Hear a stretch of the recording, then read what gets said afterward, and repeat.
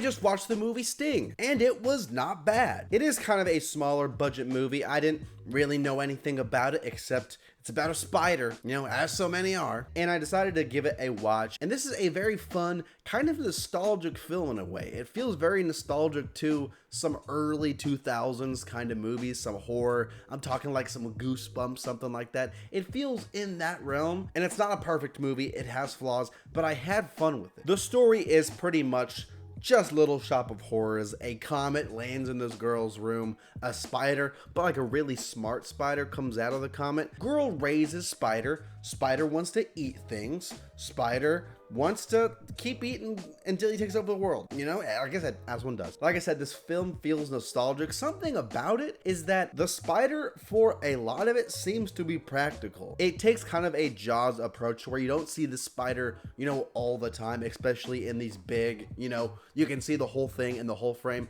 Not too many of that, but when you do see it, like I said, it looked practical for the most part, especially once it gets big. But, you know, unfortunately these days, the merit of a movie is not made by just its spider. It has to have a lot more. And what this movie did really good, it takes itself just serious enough, right? The actors try just hard enough to where there are some legit good character moments. There is some legit really good acting. But that being said, it still kind of knows what it is. There is still this comic relief in the form of Jermaine Fowler, who I thought was really good. I hadn't really seen him much in many projects thus far, but he was good in Ricky Stenicki earlier in the year, and now he's here in this movie as this comic relief character, who I enjoy. How many horror movies have come out this year? Abigail, you can't really count Lisa Frankenstein.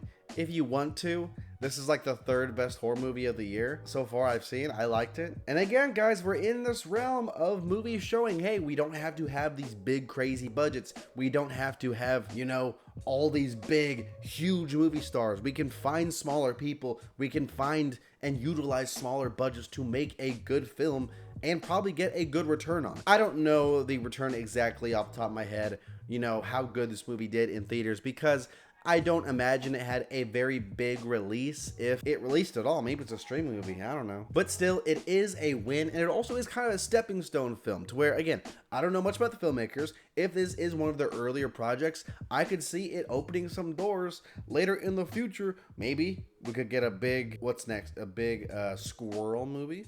Big Squirrel the movie? Sign me up. And yeah, I just wanted to share this one. Check it out if you're into horror for sure. I think it's a solid time. I wanted to give some love to the movie. Wanted to give a little recommendation. You know what I'm saying? It's also my 1, 2, 3, 4, 5, 6, 7, 8, 9, 10, 11th favorite movie of the year.